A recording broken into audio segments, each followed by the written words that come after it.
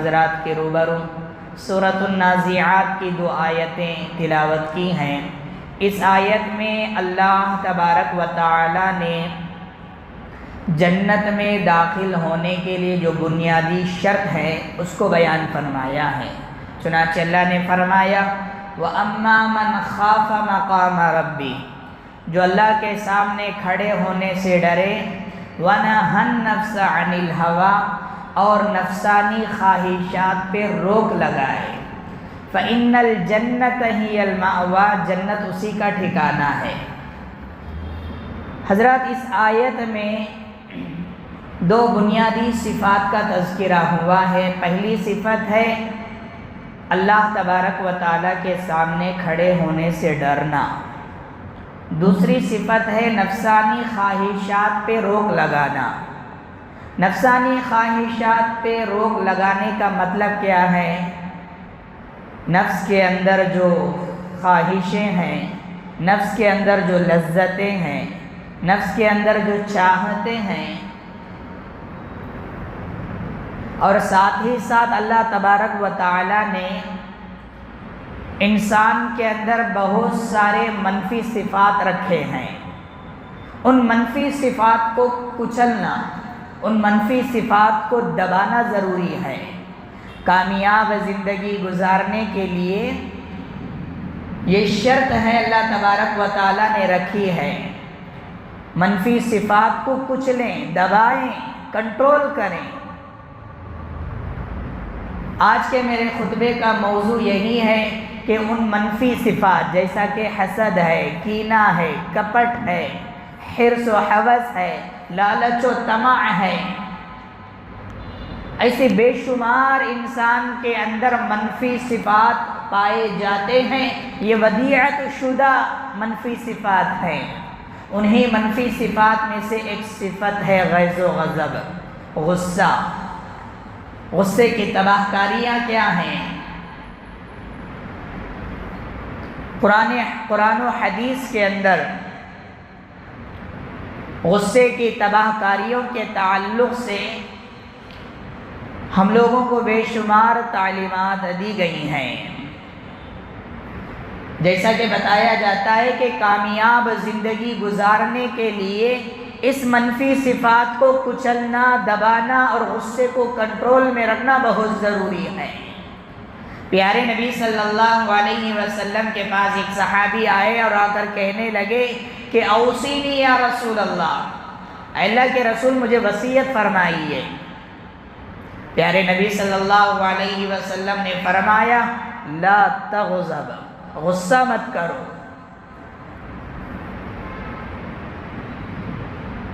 فردد علیہ مرارا، صحابی رسول بار بار دہرانے لگے کہ یا رسول اللہ مجھے وصیت کیجئے، مجھے وصیت کیجئے۔ پیارے نبی صلی اللہ علیہ وسلم ہر بار ان کو یہی تعلیم دی، یہی نصیحت کی کہ لا تغضب، غصہ مت کرو، لا تغضب، غصہ مت کرو۔ غور کرنے کا مقام ہے صحابی رسول اللہ کے نبی صلی اللہ علیہ وسلم سے جو پوچھ رہے ہیں یا رسول اللہ اوصینی، مجھے وصیت فرمائیے۔ یاد رکھیں کہ وصیت نصیحت سے بڑی ہوتی ہے، وصیت کی اہمیت نصیحت سے بہت زیادہ ہوتی ہے۔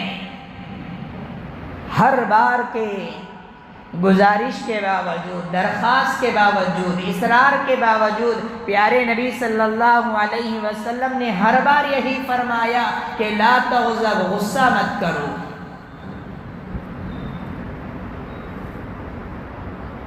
غصہ انسان کے اندر ایک منفی صفات پائی جاتی ہے۔ کامیاب زندگی گزارنا چاہتے ہو تو اس غصے کو قابو کرنا سیکھو، غصے کو کنٹرول کرنا سیکھو۔ غصہ کرنا، غصہ آنا یہ غلط بات نہیں ہے، لیکن غصے کو ظاہر کرنا یہ بہت غلط بات ہے۔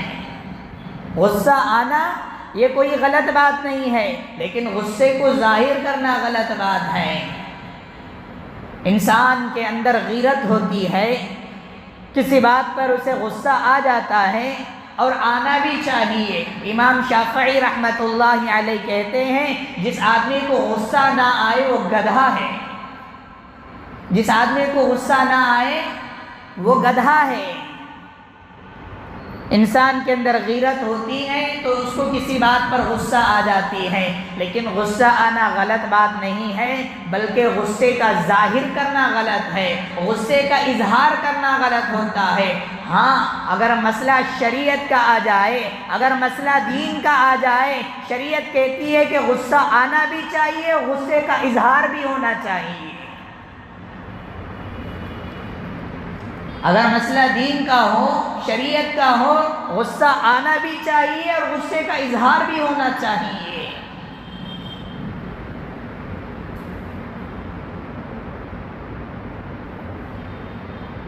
انسان ہوتا یہ ہے کہ انسان بہت جلد غصہ کرتا ہے۔ بہت سارے لوگ ہوتے ہیں، آگے میں بتاؤں گا کہ کتنے لوگ ہیں، کتنے قسم کے لوگ ہیں جو غصہ کرتے ہیں۔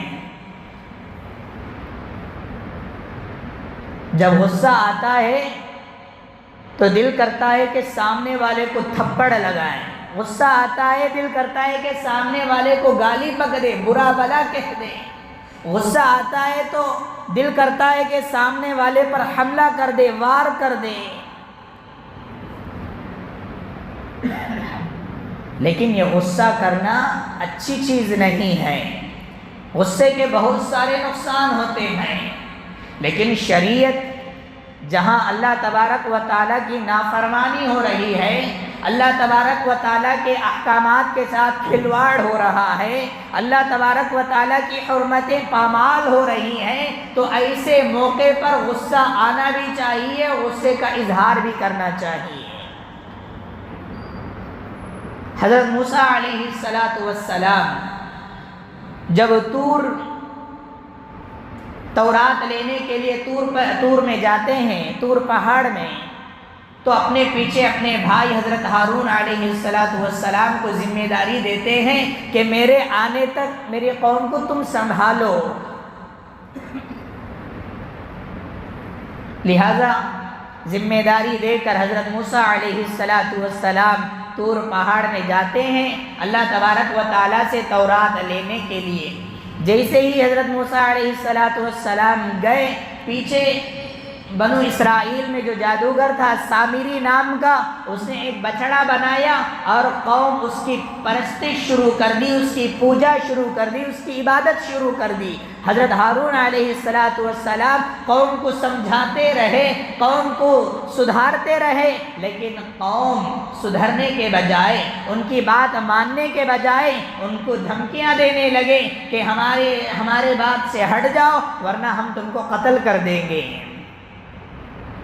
حضرت موسیٰ علیہ السلام جب طور میں اللہ تبارک و تعالیٰ کے پاس تورات لینے کے لیے گئے تو اللہ تبارک و تعالیٰ وہاں تذکرہ فرمایا کہ اے موسیٰ، تمہیں معلوم ہے کہ تمہاری قوم شرک میں مبتلا ہو گئی ہے۔ قرآن اس کا خوبصورت نقشہ کھینچتا ہے۔ وَلَمَّا رَجَعَ مُوسَىٰ إِلَىٰ قَوْمِهِ غَضْبَانَ أَسِفًا قَالَ بِئْسَ مَا خَلَفْتُمُونِي مِن بَعْدِي أَعَجِلْتُمْ أَمْرَ رَبِّكُمْ وَأَلْقَى الْأَلْوَاحَ وَأَخَذَ بِرَأْسِ أَخِيهِ يَجُرُّهُ إِلَيْهِ قَالَ ابْنَ أُمَّ لَا تَأْخُذْ بِلِحْيَتِي وَلَا بِرَأْسِي۔ حضرت موسیٰ علیہ السلام جب اللہ تبارک و تعالیٰ سے تورات لے کر آتے ہیں اپنے قوم کے پاس تو غیظ و غضب میں، غصے کی حالت میں آتے ہیں، آ کر دیکھتے ہیں کہ قوم شرک میں مبتلا ہو گئی ہے، قوم بچڑے کی پوجا کرنے میں مبتلا ہو گئی ہے۔ حضرت موسیٰ علیہ السلام جیسے ہی اپنے قوم کو شرک میں مبتلا دیکھتے ہیں، ان کے ہاتھ سے تورات کی تختی چھوٹ جاتی ہے۔ غصے کے مارے ان کے ہاتھ سے تورات کی تختی چھوٹ جاتی ہے۔ اس کے بعد حضرت موسیٰ علیہ السلام ہارون علیہ السلام کی داڑھی اور سر کے بال کو پکڑ کر جھنجھوڑتے ہیں کہ ہارون، تم نے ان لوگوں کو کیوں نہیں روکا؟ میں نے تمہیں یہ ذمہ داری دی تھی، قوم کو سنبھالے رکھنا، لیکن تم نے قوم کو شرک سے کیوں منع نہیں کیا؟ حضرت ہارون علیہ السلام اپنا عذر بیان کرتے ہیں کہ اے موسیٰ، میں نے قوم کو بارہا سمجھایا ہے، میں نے قوم کو بارہا بتایا ہے اللہ کے علاوہ کسی کو شریک نہ کرنا، اللہ کے ساتھ کسی کو شریک مت کرو۔ اس سے معلوم ہوتا ہے کہ جہاں دین کی بات آ جاتی ہے، شریعت کی بات آ جاتی ہے، وہاں غصہ آنا بھی ضروری ہے، غصے کا اظہار بھی ضروری ہے۔ پیارے نبی صلی اللہ علیہ وسلم کی سیرت طیبہ پڑھیں، حیات مبارکہ پڑھ کر دیکھیں۔ پیارے نبی صلی اللہ علیہ وسلم کبھی بھی اپنی ذاتی مسئلے کو لے کر کبھی کسی پر غصہ نہیں فرمایا، اپنے پرسنل لائف کو لے کر پیارے نبی صلی اللہ علیہ وسلم کبھی کسی پر غصہ نہیں فرمایا، لیکن وہیں پر جہاں دین کی بات آ جاتی ہے، شریعت کی بات آ جاتی ہے، پیارے نبی صلی اللہ علیہ وسلم غصہ بھی کرتے بھی تھے اور غصے کا اظہار بھی فرماتے تھے۔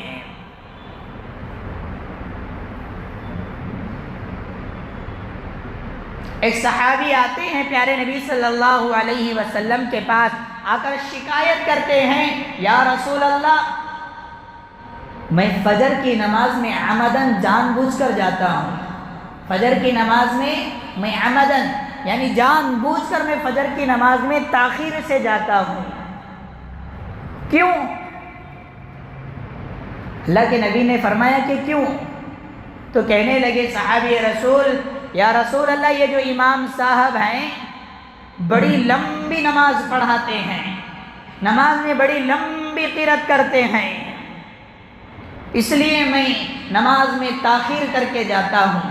پیارے نبی صلی اللہ علیہ وسلم نے اس وقت میں امام کی طرف توجہ کرتے ہوئے فرمایا، انکم منفرون، تمہارے انہی بعض حرکتوں کی وجہ سے اللہ کے بندوں کو دین سے تم بیزار کر رہے ہو۔ بعد میں پیارے نبی صلی اللہ علیہ وسلم نے نصیحت فرمائی، ان کو تربیت فرمائی کہ تم نماز پڑھاتے ہو تو نماز کو مختصر پڑھاؤ۔ مختصر کتنی مختصر؟ تمہارے جو مصلی پیچھے جو نماز پڑھتے ہیں ان مصلیوں میں اس میں سے جو سب سے زیادہ کمزور ہے اس کا لحاظ رکھتے ہوئے تم مختصر نماز پڑھاؤ۔ یہاں پر پیارے نبی صلی اللہ علیہ وسلم نے دین کی خاطر، شریعت کی خاطر پیارے نبی نے غصہ فرمایا ہے۔ حضرت عبداللہ بن عمر بن عاص رضی اللہ عنہ کہتے ہیں کہ ایک مرتبہ پیارے نبی صلی اللہ علیہ وسلم اپنے حجرے سے باہر تشریف لائے، دیکھتے کیا ہے کہ کچھ صحابہ بیٹھے ہوئے ہیں اور تقدیر کے مسئلے کو لے کر بحث کر رہے ہیں، تقدیر کے مسئلے کو لے کر کچھ صحابہ بحث کر رہے ہیں۔ پیارے نبی صلی اللہ علیہ وسلم اتنا غصہ کیے، صحابی رسول کہتے ہیں پیارے نبی صلی اللہ علیہ وسلم کی غصے کی وجہ سے پیارے نبی کا رخسار بہت زیادہ سرخ ہو گیا، گویا کہ انار کا دانہ نچوڑ دیا گیا ہو۔ اور پیارے نبی نے ان کی طرف مخاطب کر کے فرمایا، تم سے پہلے کچھ لوگ تھے ایسے ہی مسئلے پر بحث کرنے کی وجہ سے وہ ہلاک ہو گئے۔ یہاں پر بھی پیارے نبی صلی اللہ علیہ وسلم نے دین کی خاطر، شریعت کی خاطر پیارے نبی نے غصہ فرمایا ہے۔ ایسے بے شمار واقعات پڑے بھرے ہیں، دلائل ہیں، پیارے نبی صلی اللہ علیہ وسلم نے دین کی خاطر، شریعت کی خاطر غصہ کیے بھی ہیں اور غصے کا اظہار بھی فرمائے ہیں۔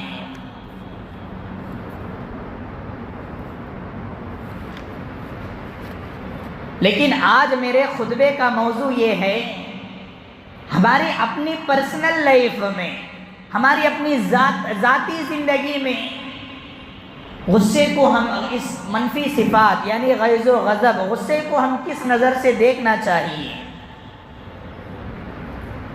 کہاں غصہ کرنا چاہیے، کہاں غصے پر کنٹرول قابو پانا چاہیے۔ حضرات، ہماری زندگی کے بہت سارے ایسے شعبے ہیں جہاں پر غصہ بہت زیادہ نقصان پہنچاتا ہے۔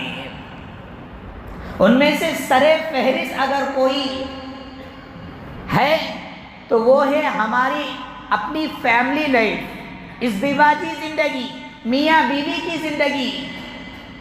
یہ جو غصہ ہے میاں بیوی کی زندگی میں، ازدواجی زندگی میں بہت زیادہ نقصان پہنچاتا ہے۔ اگر بیوی سے اگر کوئی چھوٹی موٹی غلطی ہو جائے، مرد ہوتا ہے کہ معمولی بات پر غصہ آ جاتا ہے اور وہ طلاق کی تیر چلا بیٹھتا ہے، طلاق کی دھمکیاں دینے لگتا ہے۔ یہ جو طلاق کا جو نقصان ہے وہ ازدواجی زندگی میں بہت زیادہ نقصان پہنچاتا ہے۔ غصے کی جو تباہ کاریاں ہیں وہ میاں بیوی کے درمیان میں بہت زیادہ دیکھنے کو ملتا ہے۔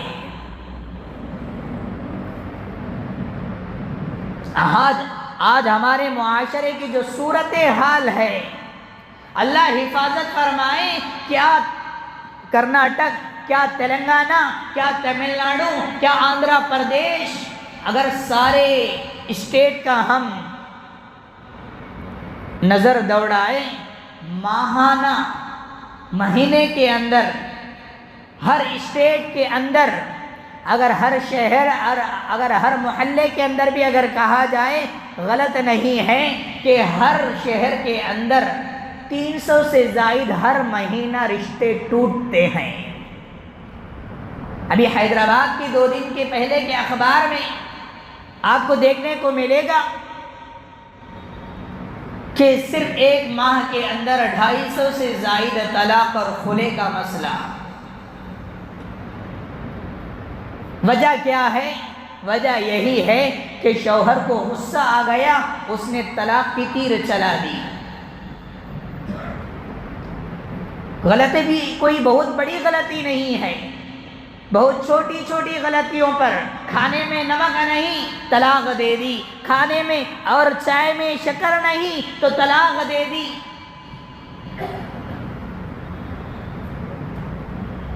غصہ جو سب سے زیادہ جو نقصان پہنچاتا ہے، میری اور آپ کی ازدواجی زندگی میں بہت زیادہ نقصان پہنچاتا ہے۔ یاد رکھیں کہ غصہ ایک ایسی چیز ہے کہ انسان غصے میں ہی طلاق دیتا ہے۔ کیا آپ نے کوئی اپنی پوری زندگی میں 60 سالہ زندگی میں کبھی آپ نے سنا ہے کہ کسی میاں نے، کسی شوہر نے اپنی بیوی سے محبت میں آ کر طلاق دی ہو؟ طلاق غصے میں ہی دی جاتی ہے، لیکن غصے کو قابو میں رکھنا سیکھو، غصے کو کنٹرول کرنا سیکھو۔ انسان کے اندر غیرت ہوتی ہے، انسان کے اندر بہت جلد غصہ آ جاتا ہے، لیکن غصے کا آنا غلط نہیں ہے، لیکن غصے کا ظاہر کرنا بہت زیادہ بری بات ہے۔ پیارے نبی صلی اللہ علیہ وسلم نے اسی لیے فرمایا، اجتنبوا الغضب، غصے سے پرہیز کرو، غصے سے پرہیز کرو۔ اور اسی طرح سے حضرات، غصہ جو بہت زیادہ نقصان پہنچاتا ہے، کہاں پہنچاتا ہے؟ والدین اور اولاد کے رشتوں کے درمیان میں۔ بہت سارے والدین ایسے ہوتے ہیں، باپ ایسے ہوتے ہیں، بچوں پر خواہ کی غصہ، صبح میں غصہ، شام میں غصہ، رات میں غصہ، دن میں غصہ، ہر وقت غصہ غصہ غصہ کرتے رہتے ہیں، یہاں تک کہ بچوں کو باغی بنا کر چھوڑ دیتے ہیں، بچے ہاتھ سے نکل جاتے ہیں۔ اگر اولاد غلطی کرتی ہے، بچہ اگر کوئی غلطی کرتا ہے، والدین کی ذمہ داری ہے کہ شفقت کے ساتھ، بڑے پیار کے ساتھ، بڑی محبت کے ساتھ اولاد کی تربیت کرے۔ ہمیشہ تنبیہ، ہمیشہ ڈانٹ کام نہیں آتی۔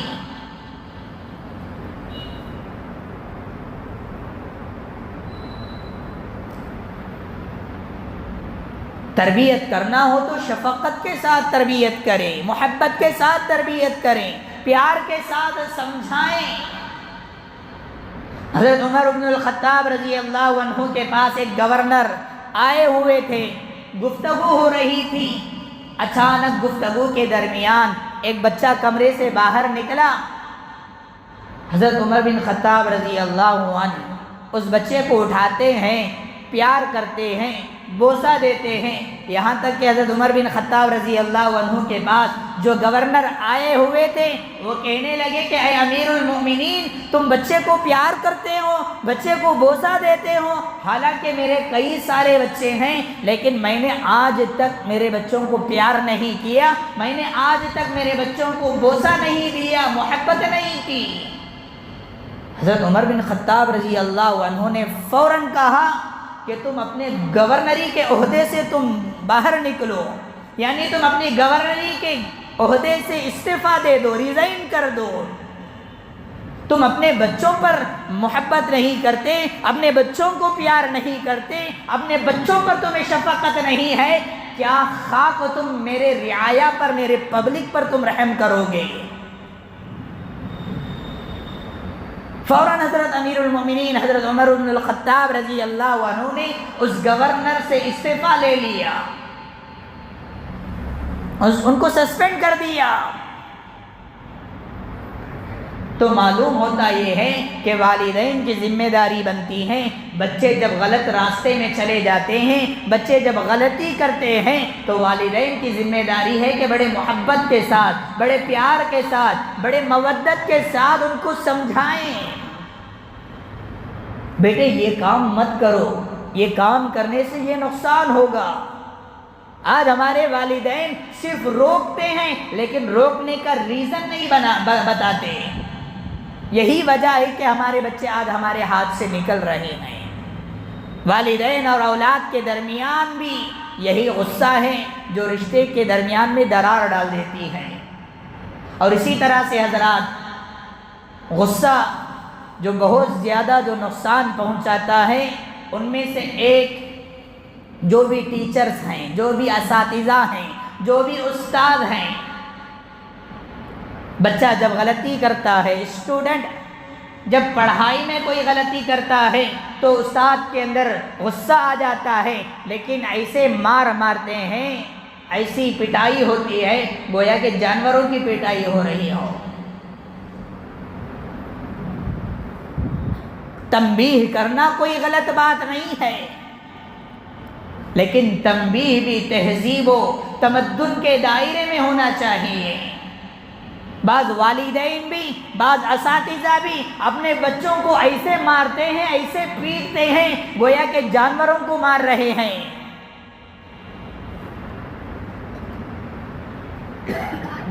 بہت زیادہ جب مارتے ہیں بچوں کو، بچے منڈ ہو جاتے ہیں، ان کے دماغ میں کچھ داخل نہیں ہوتا، باغی بن جاتے ہیں. اسی لیے جو بھی اساتذہ ہیں، جو بھی استاد اور ٹیچرز ہیں، بچوں کو پڑھاتے ہوئے تنبیہ ضرور کریں، لیکن اسلامی اور شریعت کے دائرے میں رہتے ہوئے تنبیہ کریں. اور اسی لیے حضرات، اللہ تبارک و تعالیٰ نے قرآن مجید کے اندر اپنے محبوب بندوں کی بہت ساری صفات کو بیان فرمایا ہے. ان میں سے ایک بہترین صفت اللہ نے فرمایا وَالْكَاظِمِينَ الْغَيْظَ وَالْعَافِينَ عَنِ النَّاسِ. اللہ تبارک، میرے بندے وہ ہیں جو غصے کو پی جاتے ہیں. آپ نے بہت سارے گھونٹ پیے ہوں گے، لیکن سب سے زیادہ میٹھا گھونٹ اگر کوئی ہے تو وہ غصے کا گھونٹ ہے. پیارے نبی صلی اللہ علیہ وسلم نے فرمایا من کظم غیظا وهو قادر على ان ينفذه دعاه الله على رؤوس الخلاق يوم القيامة حتى يخيره حور العین. پیارے نبی صلی اللہ علیہ وسلم نے فرمایا جو بندہ غصے کو پی جاتا ہے، غصے پر کنٹرول کرتا ہے، حالانکہ غصے کا انتقام لینے کے لیے اس کے پاس طاقت ہے، بدلہ لینے کے لیے اس کے پاس جرأت ہے، ہمت ہے، طاقت ہے، اس کے باوجود بھی وہ غصے کو پی جاتا ہے، لوگوں کو معاف کر دیتا ہے۔ اللہ تبارک و تعالیٰ فرماتے ہیں کل روز قیامت اللہ تبارک و تعالیٰ ایسے بندے کو جو انعام فرمائیں گے وہ سب سے بڑا انعام ہے۔ اللہ تبارک و تعالیٰ کل روز قیامت آواز لگائیں گے، آؤ میرے بندے کہاں ہیں جو غصے کو پی جاتے تھے، آؤ تمہارے لیے آج حور العین ہے، بڑی بڑی آنکھوں والی حوریں ہیں، تم میں سے جو حوریں چاہے پسند ہے لے لو، جتنے حور ہو چاہے آپ اس میں سے لے لو۔ یاد رکھیں ایسے بہت بڑے انعام پانے کے لیے بہت بڑی صفت کو اپنے اندر پیدا کرنے کی بہت ضرورت ہے۔ وہ صفت ہے غصے کو کنٹرول کرنا، غصے کو قابو میں رکھنا۔ احادیث میں غصے کو کنٹرول کرنے کے لیے بہت سارے عملی تدابیر بیان فرمائے ہیں۔ پیارے نبی صلی اللہ علیہ وسلم نے غصے کو کنٹرول کرنا کیسے کرنا ہے، پیارے نبی صلی اللہ علیہ وسلم کے صحابی کہتے ہیں کہ پیارے نبی کے سامنے دو آدمی جھگڑ رہے تھے، ان میں سے ایک آدمی کو بہت زیادہ غصہ آ گیا، غصے کے مارے اس کے جو رگیں تھیں وہ رگیں پھولنے لگی، موٹے موٹے ہونے لگی۔ پیارے نبی صلی اللہ علیہ وسلم نے فرمایا میں اس آدمی کے غصے کو ٹھنڈے کرنے کے لیے میں وظیفہ بتاؤں، میں کلمات بتاؤں؟ میرے پاس ایک کلمہ ہے۔ ایک صحابی سے کہنے لگے کہ یا رسول اللہ ضرور بتائیں۔ پیارے نبی نے فرمایا غصے کو کنٹرول کرنے کے لیے، غصے کو ٹھنڈے کرنے کے لیے یہ کلمہ پڑھ لو، اعوذ باللہ من الشیطان الرجیم۔ جب بھی آپ حضرات کو کبھی غصہ آتا ہے تو اس کلمے کو فوراً پڑھ لو، غصہ جاتا رہے گا، غصہ ٹھنڈا ہو جائے گا۔ وہ صحابی اس کلمے کو سن کر فوراً جو بندہ غصے میں تھا اس سے جا کر کہنے لگے، اور وہ بندہ فوراً یہ کلمہ پڑھا، وہ ٹھنڈا ہو گیا۔ اور اسی طرح سے حضرات غصے کو ٹھنڈے کرنے کے لیے ایک عملی تدبیر یہ بھی ہے کہ وضو کر لینا چاہیے، کیونکہ غصہ شیطان کی طرف سے ہوتا ہے، شیطان آگ سے پیدا کیا گیا ہے، لہٰذا اس آگ کو یعنی غصے کی اس آگ کو وضو کے اس پانی سے ختم کرو، ٹھنڈا کرو۔ اس لیے جب کبھی آپ کو غصہ آ جائے تو فوراً وضو کر لیں، آپ کا غصہ ٹھنڈا ہو جائے گا۔ اور اسی طرح سے حضرات غصے کو ٹھنڈا کرنے کے لیے جو عملی تدبیر ہیں ان میں سے ایک ہیئت کو بدل لینا چاہیے۔ جب کبھی آپ کو غصہ آتا ہے، آپ کھڑے ہیں تو فوراً بیٹھ جائیں، اگر بیٹھے ہیں تو آپ اٹھ کر کھڑے ہو جائیں، یا اگر آپ بیٹھ کر ہیں تو فوراً لیٹ جائیں، تو اس سے غصہ ٹھنڈا ہو جائے گا۔ اور اسی طرح سے حضرات غصہ کو ٹھنڈا کرنے کے لیے جو عملی تدبیر ہیں ان میں سے خاص کر جو ازدواجی زندگی میاں بیوی کے درمیان میں کبھی تو میں ہو جائے، جھگڑا ہو جائے، تو فوراً شوہر کو چاہیے کہ وہ گھر سے باہر نکل جائے، گھر سے وہ باہر نکل جائے۔ اگر گھر کے اندر رہے گا بیوی کچھ نہ کچھ کہتی رہے گی، اس سے آپ کا ٹیمپریچر بہت زیادہ بڑھتا رہے گا، آپ کا غصہ بہت زیادہ ہوتا رہے گا۔ ڈر ہے کہ خوف ہے کہ آپ کے زبان سے کہیں وہ طلاق والی تیر نہ نکل جائے، اس لیے فوراً گھر چھوڑ کر باہر نکل جاؤ تھوڑی دیر کے لیے۔ اور اسی طرح سے حضرات غصے کو کنٹرول کرنے کے لیے اپنے اندر ایک بہترین صفت کو پیدا کرو، وہ ہے حلم، بردباری۔